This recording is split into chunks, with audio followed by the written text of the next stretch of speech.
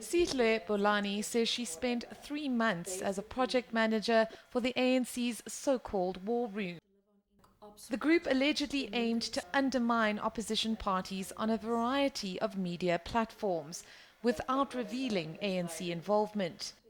She's now suing the party for money she says she was promised and has made several claims about the campaign strategy. She says ANC stalwart Walter Sisulu's grandson Shaka recruited her.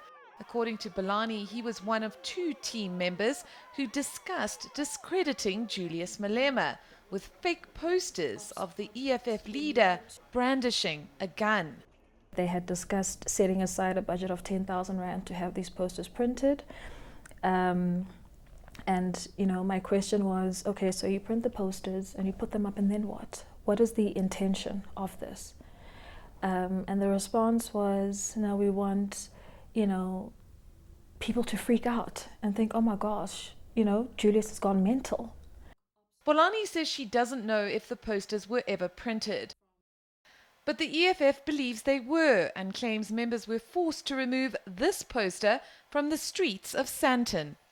ENCA has been unable to independently verify this. We never did anything about it in terms of IEC rules or lodging any complaints because we didn't know who had put it up and who was behind it until, of course, this story emerged. The party is now considering making a case against the ANC at the Electoral Court. But the ANC is adamant that there is no truth to Bolani's claims. Party spokesperson Zizi Kodwa insists the ANC never hired Bolani and claims the ANC only agreed to pay her 1 million Rand in a legal settlement to avoid court action. So you agreed to pay her R1 million to avoid a court battle for 2.2 million Rand. How does that make sense? This is what we'll argue in court, that she came and she was introduced as a volunteer. Like people like Shaka Sisulu. When you're a volunteer, you don't get paid. We don't get paid. There are many volunteers who come into Little House. I think it's absolutely ridiculous to expect anyone to believe that you'd be willing to pay a volunteer R1 million. It doesn't make sense to anyone. Worse still, when you claim to be an NGO that survives solely off of members' fees.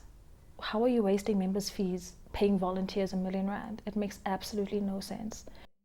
Bolani's case was found not to be urgent and struck from the court roll, but she says she will persist with her claim and will prove her case in court.